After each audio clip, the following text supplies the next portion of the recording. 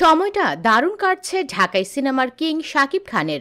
Back to back ব্যবসা সফল cinema উপহার দিয়ে বরাবরের মতো ঢালিউডে নিজের রাজত্ব ধরে রেখেছেন এই সুপারস্টার।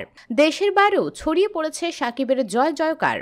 প্রিয়তমা ও রাজকুমারের পর এবার শাকিব অভিনীত প্যান ইন্ডিয়ান সিনেমা দরদ ও তুফান দেখার জন্য বুক বেঁধেছেন শাকিবিয়ানরা। এর ওপর ব্যক্তিজীবনটাও গুছিয়ে নিচ্ছেন বড় পর্দার এই সম্রাট। বছর শেষে একাকিত্ব ঘুচিয়ে বিয়ের পিঁড়িতে বসতে চলেছেন তিনি। এরই মধ্যে আরও একটি সুখবর মিলল তার। আরব আমিরাত থেকে এমন এক সুখবর পেলেন যা দেশ বিদেশের অনেক বড় তারকার ভাগ্যেও জোটেনি। প্রথমবারের মতো ক্রিয়েটিভ কালচার ক্যাটাগরিতে আরব আমিরাতের কালচারাল মিনিস্ট্রি থেকে গোল্ডেন ভিসার রিকমেন্ডেশন অ্যাপ্রুভ হয়েছে শাকিব খানের।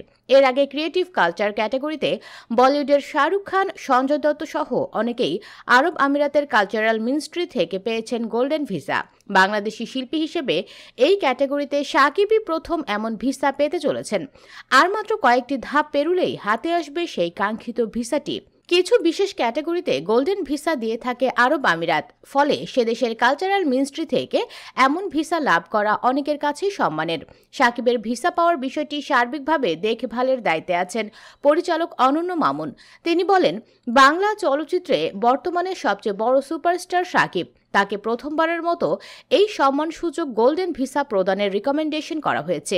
এটি খুবই গর্বের।